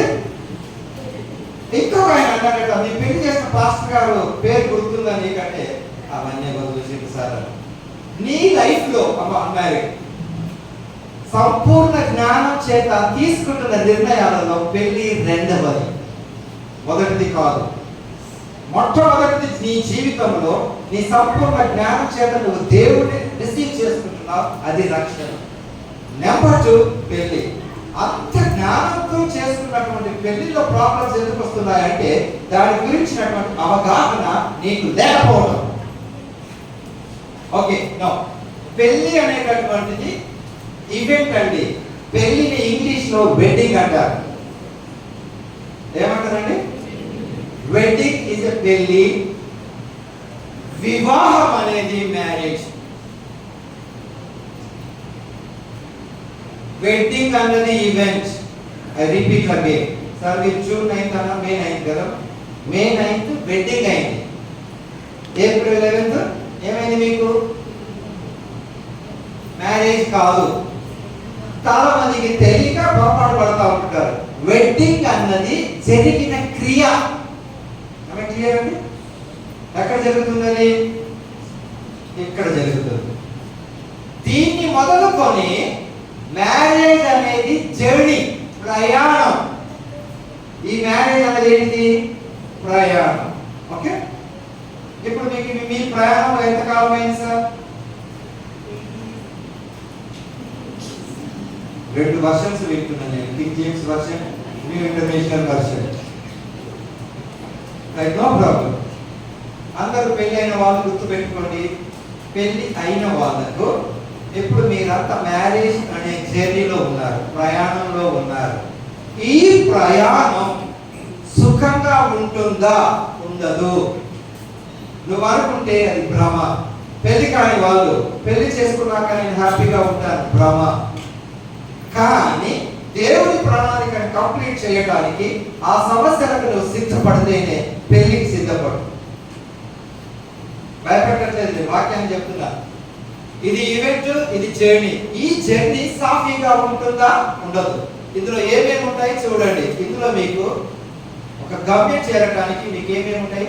రైట్ టర్న్ ఉంటుంది, లెఫ్ట్ టర్న్ ఉంటుంది, వన్ వే ఉంటుంది, యూ టర్న్ ఉంటుంది, సిగ్నల్స్ ఉంటాయి, స్పీడ్ బ్రేకర్స్ ఉంటాయి. మేము హైదరాబాద్ లో స్టార్ట్ అయ్యి నాకు డెస్టినేషన్ గమ్యం ఉంది. నా గమ్యం ఏంటండి? రాజమండ్రి. ఫస్ట్ గా నేను ప్రోగ్రామ్ చేసిన చెక్ చేయండి. అది చాలా నా డెస్టినేషన్ అది. అక్కడికి రాగానే నా GPS మ్యాప్ చెప్పింది you are reach your destination. కానీ పెళ్లి చేసుకున్న తర్వాత మీకు డెస్టినేషన్ లేదు. అర్థమైంది కదా? మీకు గమ్యం లేదు. అది పోతానే ఉంటుంది, పోతానే ఉంటుంది, పోతానే ఉంటుంది, పోతానే ఉంటుంది. అంటే రోడ్డు మీద ఎవరు లేరు, నాకు పెట్రోల్ పోయించుకోవాల్సిన అవసరం లేదు, నేను పోతాను అన్నట్టు ఉండదండి. పెట్రోల్ ఎప్పుడైపోతుందో చూసుకోవాలి, కాషన్స్ చూసుకోవాలి, డైవర్షన్స్, ఇన్ని ప్రాబ్లమ్స్ ఉండవండి. అయితే కుటుంబాలలో ప్రాబ్లమ్స్ రావడానికి బలమైన కారణం ఏంటంటే కొద్దిమంది సమస్యని భూతగా పెట్టి చూస్తారు. కోడి గుడుకు వెంట్రుకలు వీపుతారు కొద్దిమంది. మరికొద్దిమంది ఇంకా ఎక్స్పర్ట్స్ దానికి చెడేస్తారు. ఇంకొద్దిమంది రమ్మపైన కూడా వేస్తారు. నువ్వు ప్రాబ్లమ్స్ భూతద్దం పెట్టి చూస్తే సిలువ చిన్నగా అవుతుంది. నువ్వు సిలువను పెద్దగా చేస్తే సమస్య తక్కువైంది. తర్వాత రెండవదండి, పిల్లలకి పెళ్లి సంబంధాలు చూసేటప్పుడు స్పెషల్లీ మదర్స్ దైవ సేవకులని ఒక మాట అడుగుతారు. మా అబ్బాయికి ఒక సంబంధం చూడమని. ఎటువంటి సంబంధం అండి? అయ్యా ఆత్మీయంగా ఉండాలి. థ్యాంక్ యూ అండి. తర్వాత అమ్మాయి ఎట్లుండాలి? అమ్మా అందంగా ఉండాలి. అందమా అందమా నాకేం పర్లేదు. అందంగా ఉండాలి. రైట్. ఇంకా అమ్మా మాట్లాడండి గట్టిగా. మంచిగా ఉండాలి. ఒక దైవ సేవకుగా నా ప్రశ్న, నీ కొడుకు మంచోడేనా? లేదండి, మా అబ్బాయి చాలా మంచోడు. అప్పుడప్పుడు సిగరెట్ తాగుతాడు. రెగ్యులర్గా కాదు, మందు కొడితే మందు కూడా రెగ్యులర్గా కొట్టాడు. ఇక్కడ అమ్మాయితో పోతాయి మంచోడు. నాకు నీ కొడుకు మంచోడా కాదు ఫస్ట్ నువ్వు చెక్ చేసుకో. తర్వాత ఇంకా కొద్దిమంది అమ్మాయి కొంచెం కత్తిలా ఉండాలి అంట. ఆ కత్తిని తెచ్చుకో, రోజు నీకు కార్డులు పడుతుంది. అమ్మాయి మెరుపు తీగలాగా ఉండాలంట, తెచ్చుకో. ఇంకా కరెంట్ తీగలాగా ఉండాలంట, తెచ్చుకో. రోజు కరెంట్ ఉండాలి ఇంట్లో. అమ్మాయి అందంగా ఉంటేనే కాపురం నిలబడుతుందా అండి? రంగును బట్టి కాపురం నిలబడుతుందా? దేవుడు నీ కొడుకు తెల్ల రంగు ఇచ్చినంత మాత్రం తెల్ల రంగు అమ్మాయికి దొరకాలని లేదు. తర్వాత అమ్మాయి సంబంధం చూసిన తర్వాత ఫస్ట్ ఆఫ్ ఆల్ అబ్బాయి వాళ్ళకి రిక్వెస్ట్, అబ్బాయి కాదు అబ్బాయి తల్లికి రిక్వెస్ట్. సగం సంబంధాలు చెడగొట్టుంది తల్లి అని పిల్లలు నాకు నచ్చలేదు అంటారు. నీకు కాదు నచ్చాల్సింది, నీ కొడుకు నచ్చాలి. అలాగే చెప్పి ఎవరు నచ్చినా తెచ్చుకోమని కాదు నేను చెప్తున్నది. కొన్ని పెళ్లి చూపులు ఎలా చెడిపోయినా మీరు చెప్తే విచిత్రంగా ఉంటుందండి. అమ్మాయి బొట్టన వేలు చిన్నగా ఉందంటే పెళ్లి సంబంధం క్యాన్సిల్. బొట్టన వేలు చిన్నగా ఉందంటే పెళ్లి సంబంధం ఎంత క్యాన్సిల్ అండి? అమ్మాయి టీ ఇచ్చినప్పుడు నీ బొట్టన వేలు చిన్నగా కనపడింది అంట. మరి నీ కొడుకు బొట్టన వేలు అత్తి కదా. తర్వాత ఈ ముక్కు పుట్టాలా కొంచెం పలసగా ఉన్నాయండి. పాస్టర్ గారు ఏంటంటే సంబంధానికి వచ్చిపోతున్నప్పుడు బయట బట్టలు ఆరేసిందండి. ఎంత విచిత్రకరం అంటే బట్టలు ఆరేసినప్పుడు ఇప్పుడు అందరూ రాయడానికి ఎలాస్టిక్లు ఉన్నాయండి. ఒక 5-6 సంవత్సరాల క్రితం గ్రామాలలో పెద్దవాళ్ళు రాయలకు ఎలాస్టిక్ ఉండేది కాదు. ఏముండేది సార్? గొంతు నాడ. వాళ్ళు ఇంకా నాడ వేసుకున్న అన్నదమైన వేసుకుంటున్నారు. ఎంత విద్యావంతులో ఆ సంబంధం క్యాన్సిల్. ఆ కొడుకు అమెరికానే ఉన్నాడు. ఎంత అజ్ఞానులండి. ఎలాస్టిక్ ఉన్నాయని చేసుకో, ఎలాస్టిక్ నీకే టైప్ అయింది. ఇప్పుడు చదవండి ఆది కాండము 6వ అధ్యాయం 18వ వచనం చూడండి. అయితే చదవనా? నీతో నా నిబంధన. రైట్ సార్, మీకు లక్ష్మీనారాయణ. Right sir. సార్ మీరు కరెక్ట్ పర్సన్ చదివేది. దేవుడు మీతో నిబంధన చేస్తున్నాడు. మీకు పిల్లలు సార్ ఇద్దరు బాబులైనా కరెక్ట్ పర్సన్. 3వ బాబు వస్తాడేమో చూద్దాం. బాబులా పర్లేదు నాకు లేదా అవుతారేంటమ్మా ఉంటే బాగుందా? రైట్. నీతో నా నిబంధన చేస్తున్నాను. ఇప్పుడు ఎవరిని బట్టి ఎవరు రక్షింపబడ్డారో చెప్పండి. నోవాహును బట్టి నోవాహు కుమారులు రక్షింపబడ్డారా లేదా? అంటే నాకు చదవండి. నీవును నీ కుమారుడును నీ భార్యను నీ కోడలను ఎవరిని బట్టి రక్షింపబడ్డారు? మామను బట్టి రక్షింపబడ్డారా? కానీ ఇప్పుడు రివర్స్ లో పోతున్నారు. ఏంటంటే నా కాబోయే కోడలు తను మీరు అన్నట్టు ఎలా ఉండాలి? నీవు భక్తి పరుడవై, నేను భక్తి హీనులో తెచ్చుకోమని చెప్పట్లేదు. నేను ఆ మాట అంటున్నప్పుడు నన్ను నేను పరీక్ష చేసుకోవాలి. నా కొడుకు ఎలాంటి వాడు, నా కూతురు ఎలాంటిది. నోవాహు యొక్క భక్తిని బట్టి కొడుకులు కోడలు రక్షింపబడ్డారు. ఆ కుటుంబం మన కుటుంబం అయితే కుటుంబం కట్టబడుతుంది, సంఘం కట్టబడుతుంది అని అది పాయింట్. ఓకే. తర్వాత ఆ మాదిరిగా పిల్లల పెళ్లి సంబంధాలు చూసేటప్పుడు కానీ ఇంకా వేరే రకంగా చూసుకుంటున్నప్పుడు కానీ ఫస్ట్ అసలు నా కుటుంబం దేవుడి దృష్టిలో ఎలా ఉన్నాను అన్నది కావాలి. చూడండి, ఎప్పుడైతే నీవు సిలువను పెద్దగా చేస్తావో సమస్య నీకు చిన్నగా అయితే. ఇప్పుడు అసలు కుటుంబం స్టార్టింగ్ లో చెప్పిన చాలా మంది మిస్ అయినారు. కుటుంబ వ్యవస్థ మొట్టమొదటిగా ఉంది, సంఘం తర్వాత వచ్చింది. సంఘం డెవలప్మెంట్ ఎప్పుడైనా కుటుంబం మీద ఆధారపడింది. కుటుంబం కట్టబడితేనే సంఘం కట్టబడుతుంది. కుటుంబం కట్టబడకుండా సంఘం కట్టబడదు. అసలు కుటుంబ వ్యవస్థ ఎలా స్టార్ట్ చేసినారో మనం చూద్దాం. ఇప్పుడు ఆది కాండం 2 అధ్యాయాలలో నేను ఉంటానండి. ఆది కాండము 1వ అధ్యాయం అంతా దేవుడు వీటిని చేస్తాడు. సృష్టిని చేస్తాడు కదా, సృష్టిని చేస్తాడు. ఏమని? ఇవన్నీ నోటి మాట ద్వారా చేస్తాడు. ఇవన్నీ దేవుడు చేసినాడు. ఏమేమి కనపడుతున్నాయండి? పక్షులు, గాడిద, ఉడత, వీటిని దేవుడే చేసినాడు. ఒక్కొక్కసారి ఇంటిలో గొడవలు అయినప్పుడు దీనితో పోల్చి తిడతారు, నీకంటే అది బెటర్. అప్పుడు గాడిద బాధపడుతుంది కదా, ఎందుకు నేనంతా వస్తాను. ఇదంతా చేసిన తర్వాత సార్ నేను మీకు గొడవ పెట్టడానికి రాలేదు, సొల్యూషన్ చెప్పడానికి వచ్చిన. ఆది కాండము 2వ అధ్యాయం 6వ వచనం చూడండి.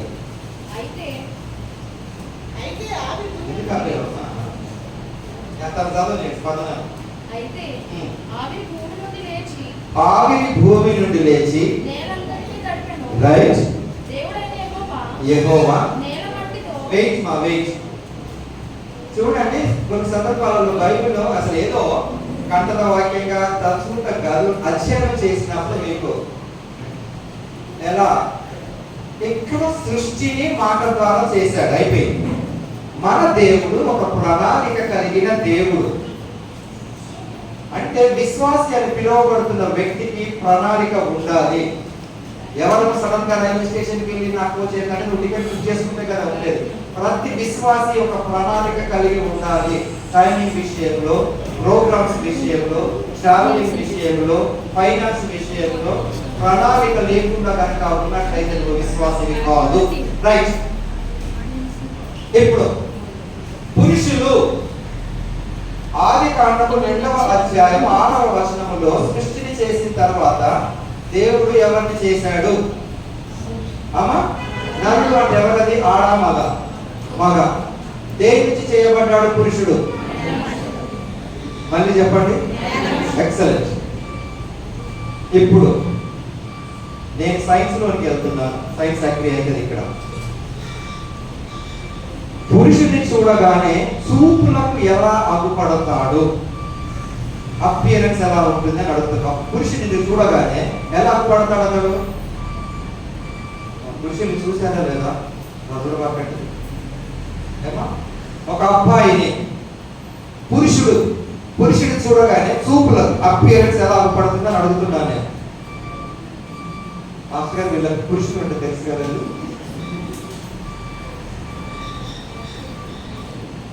రైట్. మీరు చాలా నాయకులు కఠినలో నాకు తెలియదు. పురుషుడు చూడగానే అపియరెన్స్ ఎలా పడతాడంటే బలంగా, దృఢంగా, మొరటుగా, కఠినంగా. కరెక్ట్నే? కానీ చూపులకు కనపడినంత కఠినుడు, బలవంతుడు పురుషుడు కాదు. మానసికంగా కాదు. శారీరకంగా మీరు బలవంతులు అయి ఉండొచ్చు. ఆ కండల్ని చూసి అమ్మాయి ఇష్టపడతారు. బాహుబలిలా ఉన్నాడని పెళ్ళైనాక తెలుస్తుంది. చూపులకి కాదు. నేనేం తప్పు చెప్పట్లేదు, అవి ప్రూవ్ ఇచ్చి. పురుషుడు ఎలా కనపడతాడంటే చూపులకి కఠినంగా, బలంగా, మొరటుగా, దృఢంగా. అందుచేత ఒక్కొక్కసారి పురుషుడు స్నానం చేసి వచ్చిన తర్వాత భార్యకు డౌట్ వస్తుంది. స్నానం చేసిన వాళ్ళు కానీ ఆయన అరగంట ఆల్రెడీ బాత్రూమ్ నుంచే వచ్చాడు. భార్య మాట ఎందుకు అడగాల్సి వచ్చింది? స్నానం చేసినప్పుడు ఆయన చేసినట్టు ఉంటాడు. చెవులో సబ్బు చెవుల్లో ఉంటుంది. Okay, come back to the. ఇవన్నీ చేసిన తర్వాత దేవుడిని ఆదామును చేసినాడు. ఇప్పుడు ఆదికాండము 2:18 చూడండి. మరియు దేవుడైన యెహోవా కొంచెం బీకే. ఇక్కడ చాలా మందికి ఒక చిన్న డౌట్ ఉంటుంది. అంటే అఫ్కోర్స్ మీకు అంత థియాలజీ అవసరం లేదు. నరుడు ఒంటరిగా ఉండటం మంచిది కాదు అనగానే, నరుడు అనగానే వచ్చేటటువంటి ఆలోచన ఏంటి? ఆడ మగ? మగ. రైట్. యాక్చువల్గా ఒరిజినల్ తెలుగు బైబిల్ మీ దగ్గర ఉన్నాయి. ఒరిజినల్ తెలుగు బైబిల్స్ ఖాళీ 1918వ సంవత్సరంలో మొట్టమొదటి తెలుగు బైబిల్ ఏలూరులో ప్రింట్ అయినప్పుడు అందులో వేరే పదం ఉంటుంది. ఓకే, మీకు అవసరం లేదు, బట్ సబ్జెక్ట్ కొరకు చెప్తున్నాను. మానవాళి ఒంటరిగా నుండుట దేవుడి చిత్తం కాదు. అంటే ఏంటి మానవాళి అంటే? అందులో ఎవరు ఉన్నారు? ఆడవాళ్ళు. ప్రాక్టికల్ గా ఆలోచించండి. ఇద్దరి మగ మనుషులను రాజమండ్రి రైల్వే స్టేషన్ లో ట్రైన్ ఎక్కించి గౌహతి పంపండి లేదా చెన్నై పంపండి. ఇద్దరు పురుషులను మీరు చెన్నైలో కానీ గౌహతిలో కానీ దిగేంత వరకు మహా అంటే ఎంతసేపు మాట్లాడుకుంటారు? 10 నిమిషాల కంటే ఎక్కువ మాట్లాడుకోరు. వాతావరణం, రాజకీయం, ఫైనాన్సెస్. ఇద్దరు స్త్రీలను ఇంటి ముందు ఆటో ఎక్కించి రాజమండ్రి రైల్వే స్టేషన్ పంపండి. ఆటో డ్రైవర్ చెప్పాలా స్టేషన్ వచ్చింది అని. ఈ మధ్య కాలంలో వీళ్ళిద్దరు ఏం మాట్లాడుకుంటారు? మీ అత్తగారు ఉన్నారా? ఆడపడుతులు మీరంతా కలిసి ఉంటారా అని ఈమె కట్టడానికి మాకున్నది ఎట్లా ఒక ఆడపడుచు ఉన్నది ఒక్కతే కానీ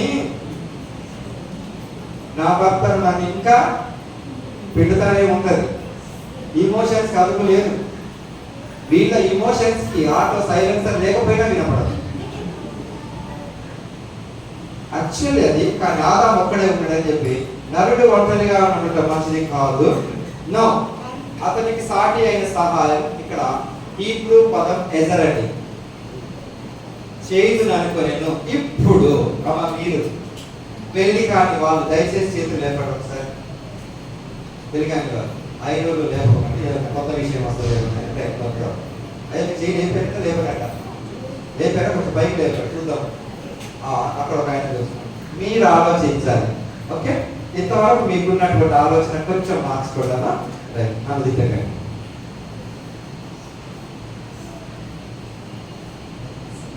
ఆది కాండము 2:21 మేడం స్పందన చదవాలి. తొందరపడండి.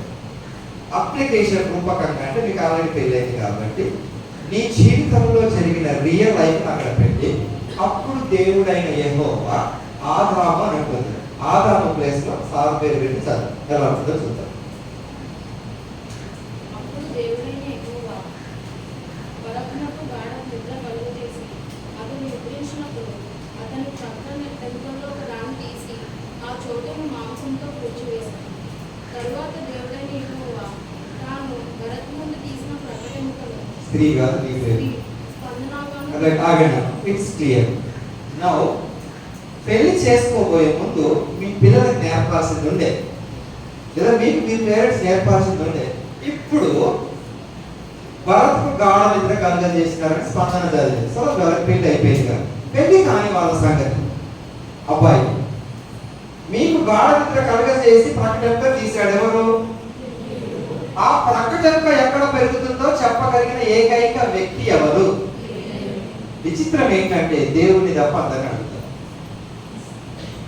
అప్పుడు మీరు ఎక్కడి నుంచి తీయబడ్డారో మీకు అడ్రస్ చెప్పగలిగిన ఏకైక వ్యక్తి ఎవరు? ఆస్కి. ఎక్కడంటే అక్కడ ఫిట్ కాదు కదండి. యాక్చువల్గా హీరో హోండా ఫిక్స్ అవ్వదు. ఏదో అమ్మాయి ఒక్కతే ప్రాపర్టీ ఎక్కుంది వాళ్ళంతా తండ్రి ఒకడే, తల్లి లేదు, ఎప్పుడు చచ్చిపోయింది, ఈయన కూడా రేపు అంటున్నాడు. అమ్మ తండ్రి చచ్చిపోతే ప్రాపర్టీ అంతా నాకేం వాళ్ళని చూడకూడదు. చాలా మంది చూస్తూ ఉంటుంటారు మధ్యవర్తులు. అమ్మాయి ఒక్కతే 6 ఎకరాల పొలం ఉంది, 20 రొయ్యల చెరువులు ఉన్నాయి, ఆయన కూడా రేపు పోయేది అంట. ఇటువంటి విషయాలలో పెళ్ళైనాక ఆయన పోడు. ఆయన మెడికల్ ట్రీట్మెంట్ కూడా ఉన్నాయని నమ్ముకున్నాక కూడా ఆమె క్లియర్గా మీరేమో ప్రార్థన చేయాలా? నేను ఎక్కడి నుంచి తీయబడ్డానో అక్కడ నన్ను పంపు దేవా. Right prayer. ఇప్పుడు ఆదామునకు ఓకేనా సత్యవాగ్న స్పందన ప్రక్కటి ఎముకలలో ఎన్ని తీశాడండి? ఎటువైపు నుంచి తీశాడు? ఎటువైపు నుంచి? రైట్. ఎడమ వైపు నుంచి అన్నవాళ్ళు బైబిల్ చదవండి. వెనకాల ఎవరు అన్నారు? స్త్రీలు చదవడం. బైబిల్ చదవండి. 21వ వచనం. అప్పుడు దేవుడైన యెహోవా ఆదామునకు గాఢ నిద్ర కలుగజేసి అతను నిద్రించినప్పుడు ప్రకటనలో ఒక దానిని తీసి కుడి ఎడమ ఏమైనా ఉందా? కల్పించకండి.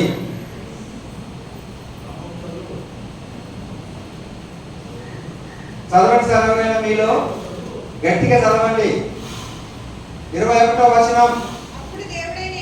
యెహోవా yes yes ఓకే. ఎక్కడి నుంచి అమ్మా? కుడి ఎడమ బైబిల్లో లేదు. ఇది ఎవరు చెప్పారు మీకు? ఫోటోగ్రాఫర్ చెప్పిండు. చర్చెస్లలో పెళ్లిళ్ళు అవుతున్నప్పుడు విచారకరమైన సంగతి ఏంటంటే పాస్టర్లను పట్టించుకోడు కానీ ఫోటోగ్రాఫర్ను నెత్తిన ఎక్కించుకుంటారు.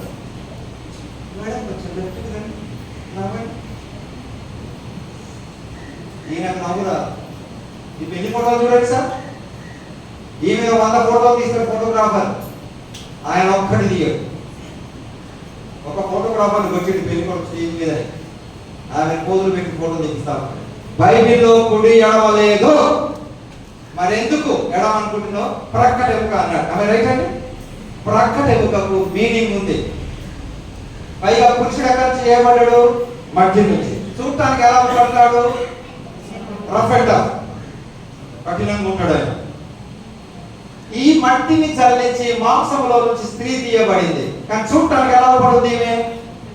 అమ్మా చెప్పండి అమ్మా, ఎందుకు భయపడతారు? మెత్తగా, సున్నితంగా, నాజూగ్గా, కోమలంగా, సుకుమారంగా. అసలు విశేషం ఏంటంటే కనపడినంత కఠినుడు పురుషుడు కాడు, కనపడినంత మెత్త వీరు కాదు. ఈ రెండు అబద్ధాలు. ఏమంటే పెళ్ళైన తర్వాత కదా మీకు తెలిసింది నేను తప్పర్థం చేసుకోకండి. అప్పు పుట్టించడంలో భర్త పర్ఫెక్ట్. 5 నిమిషాలలో 50,000 పుట్టిస్తాడు. ఆ కెపాసిటీ ఉంది. అప్పించిన వ్యక్తి ఇంటికి వచ్చినప్పుడు బయటికి ఎవరు పోతారు? భర్త పోతుందా, భార్య పోతుందా? ఇప్పుడు చెప్పండి, ఎవరు భార్య వచ్చిన వ్యక్తిని బయటికి పంపిస్తారు. అన్నయ్య నేను ఏదో ఒకటి చూసి నీకు వేసుకుంటాను, ఆయన నమ్మనమ్మా అంటే ఆయన సంగతి నేను చూసుకుంటాను. చూసుకోండి రైట్. ఇప్పుడు ప్రక్కటే ఒక దానికి మీనింగ్ ఏంటో నేను చెప్తాను. Theological meaning. ఈ బాడీలో భార్యను భర్త ప్రేమతో అట్ల కాళ్ళతో కొట్టిందండి. ప్రేమతో తక్కువ భర్తను కొట్టింది. అట్ల కాళ్ళతో పేదనుకుంటే ఏదో కొట్టింది. భర్తకు దెబ్బ జరిగింది. బ్యాండేడ్ వేసుకొని చర్చికి వచ్చింది. అందరూ అడిగింది, అన్న ఏమైంది? అన్న ఏం చెప్తాడు సార్? ఓ ఆమె కొట్టిందని చెప్పారు. ఏం అమ్మా ఏమవుతుందమ్మా? పరుగు పోతే ఉంటే కదా. అదే భర్త అదే భార్యను చర్చ అయినాక 2 వీలర్ మీద కూర్చోబెట్టి రెడ్డికి పోతున్నాడు. బై మిస్టేక్ కుక్క అడ్డొచ్చింది. ఎంత కాపాడాలనుకున్నా ఏం చేయలేకపోయినాడు. కింద పడింది. మామూలుగా చిన్న దెబ్బ తగిలింది. బ్యాండేడ్ వేసుకొని వచ్చింది చర్చికి. అందరూ అడిగింది, అక్క ఏమైంది? నాకేం చెప్పుద్ది?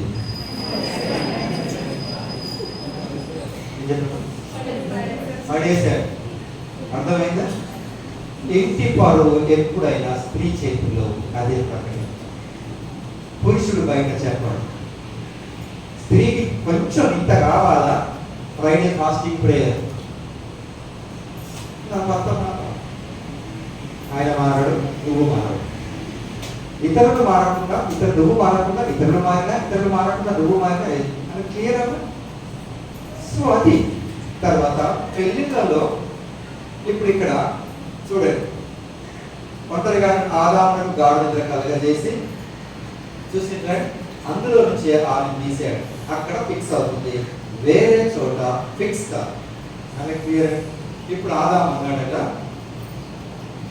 అవ్వను చూడాలి. ఆదికాండం 2:23 చూడండి. Yes right right right. ఇక్కడ చూడండి, బైబిల్ మిగతా విషయాలకి ఈ 2 లైన్లకు తేడా ఉంది. 2 లైన్లు అవ్వను చూడగానే ఆదాము గారికి కవిత్వం వచ్చిందట. మీరు తెలుగులో కనుక ప్రావీణ్యులు అయితే ఛందస్సు ప్రకారం ఘన విభజన చేసి చూడండి, మీకు ద్విపద కావ్యం వస్తుంది. అంటే అవ్వను చూడగానే కవిత్వం మాట్లాడాడట. ఇంగ్లీష్లో కనుక చూస్తే అమ్మ స్టూడెంట్స్ చదవండి, దీన్ని ఎలా చదవచ్చు? వా అన్నాడట. వా మ్యాన్ అని నోరు తెచ్చాడట. అదే ఉమెన్ అయితే ఓకేనా? నా అన్నాడు కానీ నీ అల్లా. ఓకే, ఇక్కడ మాస్టర్ గారు ఏమన్నా బ్రేక్ ఇస్తారండి? ఏమన్నా ఇస్తారా వాళ్ళకి? నీళ్ళు ఇస్తారా, టీ ఇస్తారా? ఏం డ్రింక్స్ సార్? గడపడం బాగంటే వాళ్ళు ఆ డ్రింక్స్ కోసం కదా గొడవలు అయ్యేది. ఓకే, 5 minutes ఇస్తారు. రైట్ రైట్, ఏర్పాటు చేయండి. నవ్వు ఇక్కడ కుటుంబాలలో కావలసిన బలమైన విషయం 2 విషయాలు చెప్తాను మీకు అర్థం. ఒక కొడుకు పెళ్లి చేసుకుందాం అనుకొని డాడీ దగ్గరికి వచ్చాక, డాడీ నేను పెళ్లి చేసుకుంటాను డాడీ అన్నాడు. సారీ చెప్పురా అన్నాడు. డాడీ నేను పెళ్లి చేసుకుంటున్నా డాడీ, సారీ చెప్పురా అన్నాడట. డాడీ నేను పెళ్లి చేసుకుంటాను అన్నాడు. సారీ చెప్పు. డాడీ నేను పెళ్లి చేసుకుంటున్నా. ముందు సారీ చెప్పు. ఓకే సారీ, ఇప్పుడు నువ్వు నాకు చెప్పు, నువ్వు నాకు సారీ ఎందుకు చెప్పమన్నావు? అనుభవం కలిగిన తండ్రి అన్నాడట. కారణాలు లేకుండా క్షమించమని అడగటమే ఫస్ట్ అర్హత పెళ్లికి అన్నాడు. కుటుంబాలలో ఒకరు క్షమించుకోకుండా కుటుంబం కట్టబడదు. అమ్మ మీరు నేర్చుకోవాల్సిన అన్యాయం. క్షమించుకోవటం లేకుండా కుటుంబం కట్టబడదండి. కానీ కొన్ని కుటుంబాలలో క్షమాపణ గురించి మాటలు ఏమంటారండి? అసలు ఎంత మొండిగా మాట్లాడతారంటే, దేవుడైనా నిన్ను క్షమిస్తాడేమో కానీ నేను అనలేదు సార్, మీరు అంటున్నారు. అలా అనుకున్న కుటుంబం కట్టబడదండి. గుర్తుపెట్టు, క్షమించడం క్రీస్తు నీకు నేర్పాడు, నువ్వు నేర్పాలి. రెండవది కానీ మీ పెళ్లిని డ్రామాలో అంటే మీ పిల్లల పెళ్లిలు డ్రామా మాదిరిగా చేయకూడదండి. డ్రామా కంటే ఎక్కువ ఉంటుంది కొన్ని చోట్ల పెళ్లి. లక్షలు ఖర్చు పెడతారు. నీ డబ్బు కాదని. ఫోటోగ్రాఫర్లకు ఇచ్చే విలువ సేవకులకు ఇవ్వండి. పరిశుద్ధ వివాహం. తర్వాత నేను సేవకులతో అప్పుడప్పుడు అంటే మీటింగ్స్లలో వాళ్ళతో మాట్లాడుతున్నప్పుడు పెళ్లి జరుగుతున్నప్పుడు సామాన్యంగా సేవకులు అంటే సరదా కూడా కట్టారేమో బట్ మిస్ఫైర్ కాకూడదు. అమ్మాయి అబ్బాయి ఉంటారు ఇక్కడ. అబ్బాయిని టార్గెట్ చేసి మాట్లాడతారు. ఒక అబ్బాయి ఈ రోజుతో నీ పని అలా అంటారు కదండి. ఉదాహరణకు అనుకుందాం, భరత్ ఇప్పుడు భరత్ను ఉద్దేశించి బాబు ఈ రోజుతో నీ పని అయిపోయింది అని నేను ఇక్కడ అంటుంటే ఆయన జీవితాన్ని పాడు చేయడానికి స్పందన దేవుడు చేశాడు. నా ప్రశ్న కాదు కదా. తప్పు అక్కడి నుంచి తప్పు స్టార్ట్ అయింది.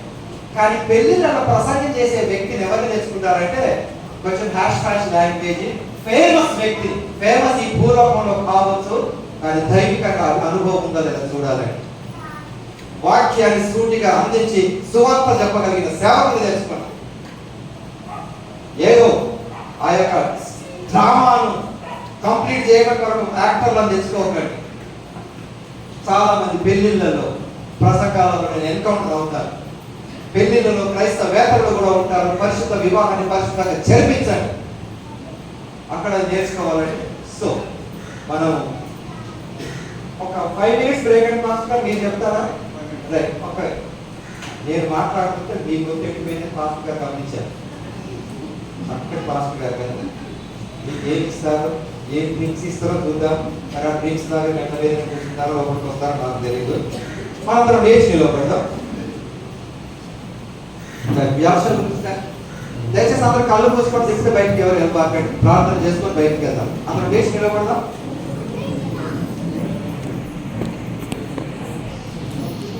అందరం లేచి నిలబడదాం. ప్రార్థించుకుందాం. ప్రేమ కనికరం కలిగిన ప్రియ పరలోకపు తండ్రి, ఎంతవరకు మీరు మమ్మల్ని మాట్లాడి కుటుంబ వ్యవస్థను ప్రభావ తెలుసుకోవడానికి చూపిన సమయాన్ని బట్టి వందనములు. ఇక్కడ జరగలేని కార్యక్రమాలు మీరే చూడగలమని పొందుకోమని యేసు నామమున వేడుకుంటున్నాను తండ్రి. ఆమేన్. మంచిదండి. Take 5 minutes break. ఈ టైంలో అమ్మ మ్యూజిక్ మీరు play the songs. Okay, they will go. Pastor గారు మీ అనౌన్స్మెంట్ చేయండి.